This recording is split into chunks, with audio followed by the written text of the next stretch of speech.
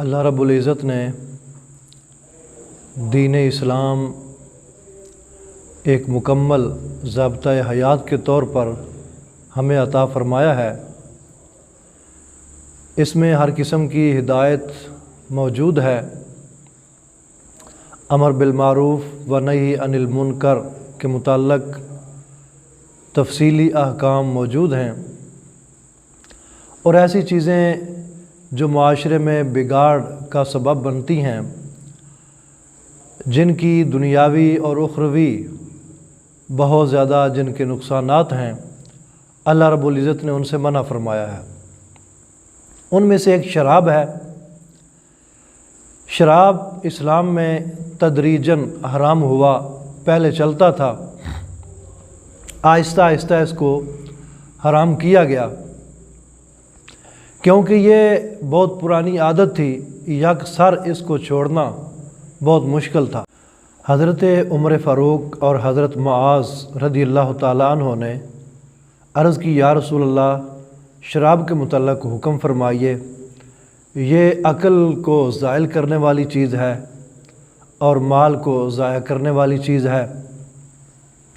تو اس پر اللہ تعالیٰ نے قرآن پاک کی آیت نازل فرما دی، یسألونک عن الخمر والمیسر قل فیہما اسم کبیر ومنافع للناس۔ اے محبوب، آپ فرما دیجیے، آپ سے سوال کرتے ہیں شراب کے متعلق اور جوے کے متعلق، آپ فرما دیجئے کہ ان دونوں میں بہت زیادہ خرابی ہے، بہت زیادہ نقصان ہے، گناہ ہے، اور کچھ اس میں فائدے بھی ہیں، لیکن ان کے فائدے تھوڑے ہیں اور چھوٹے ہیں، اور ان کا گناہ بڑا ہے۔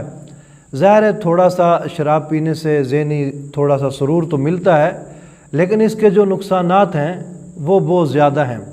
جب یہ آیت نازل ہوئی تو بہت ساری سلیم طبیعتوں نے اس کو چھوڑ دیا۔ پہلے بھی بہت سارے لوگ نہیں پیتے تھے، اس آیت کے نزول کے بعد بہت ساروں نے چھوڑ دیا، لیکن چلتی رہی۔ ایک دفعہ ایسا ہوا، حضرت عبد الرحمن بن عوف رضی اللہ تعالیٰ عنہ نے دعوت فرمائی کچھ دوستوں کی۔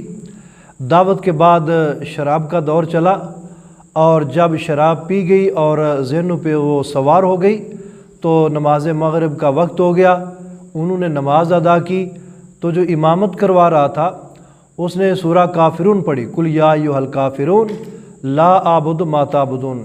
اس میں لا اعبد ما تعبدون کی بجائے اس نے پڑھ دیا اعبد ما تعبدون۔ اس کا مطلب بالکل الٹ ہو گیا۔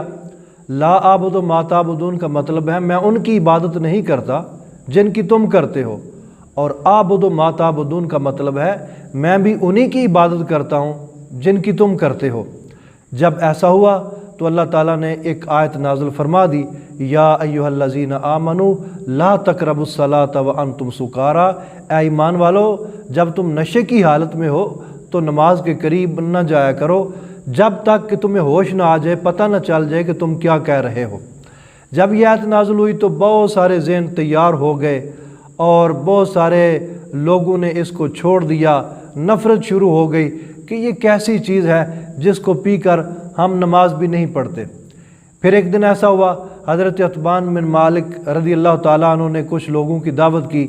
دعوت کے بعد جام پہ جام چلے، آپس میں ٹکرائے، اور جب اس کا خمار چڑھا تو اپنے اپنے قبیلے کی شان میں وہ تعریفیں کرنے لگے، زمین و آسمان کے کلابے ملانے لگے۔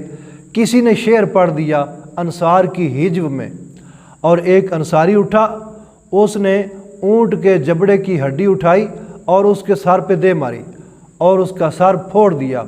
یہ شکایت آئی بارگاہ نبوت میں، تو حضرت عمر رضی اللہ تعالیٰ عنہ عرض کرتے ہیں، اے اللہ، شراب کے متعلق ہمیں کوئی واضح اور بین حکم نازل فرما۔ تو اللہ تعالیٰ نے اس پر قرآن پاک کی وہ آیت نازل فرمائی جس میں اس کو حرام قرار دیا گیا، انما الخمر والمیسر والانصاب والازلام رجس من عمل الشیطان فاجتنبوہ لعلکم تفلحون۔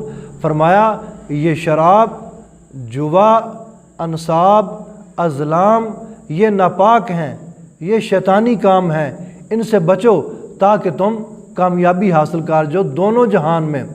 اور یہ شراب وغیرہ یہ کام کون کرواتا ہے؟ انما یرید الشیطان ان یوقع بینکم العداوۃ والبغضاء فی الخمر والمیسر، یعنی شیطان یہ ارادہ رکھتا ہے کہ تمہارے اندر بغاوت پیدا کر دے، بغض پیدا کر دے، عداوت پیدا کر دے اس شراب کے ذریعے اور جوے کے ذریعے۔ اس آیا پاک میں اللہ تعالیٰ نے واضح طور پہ شراب کو حرام قرار دیا، اور جب یہ آیت نازل ہوئی تو رسول پاک علیہ الصلاۃ والسلام نے ایک آدمی سے فرمایا کہ جاؤ تم گلیوں میں اعلان کر دو کہ شراب حرام ہو گیا ہے، یہ آیت پڑھ کر سناؤ۔ جب وہ آدمی دوڑا، جب اس نے اس کی تلاوت کی اور رسول پاک کا پیغام سنایا کہ شراب حرام ہو گیا ہے، تو وہ لوگ جنہوں نے اپنے ہاتھوں پر پیالے رکھے ہوئے تھے وہیں انہوں نے انڈیل دیے، نیچے پھینک دیے، اور جن کے جام ہونٹوں تک پہنچ چکے تھے انہوں نے واپس کر دیے، اور جو مٹکوں میں شراب پڑی ہوئی تھی وہ سب کی سب انہوں نے انڈیل دی۔ اطاعت خدا اور اطاعت رسول کا ایسا مظاہرہ پیش ہوا، گندے پانی کی طرح شراب بہہ رہی تھی۔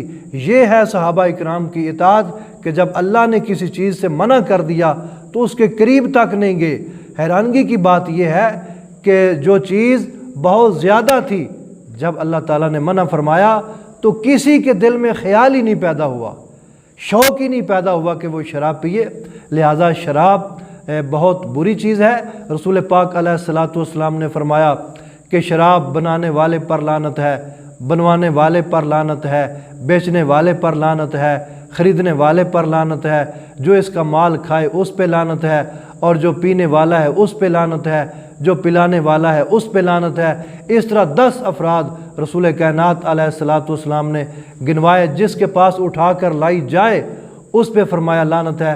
تو جب جو آدمی جس حوالے سے اس میں ملوث ہو اس پہ لعنت ہے، تو یہ لعنتی کام مسلمانوں کے شیان شان تو نہیں۔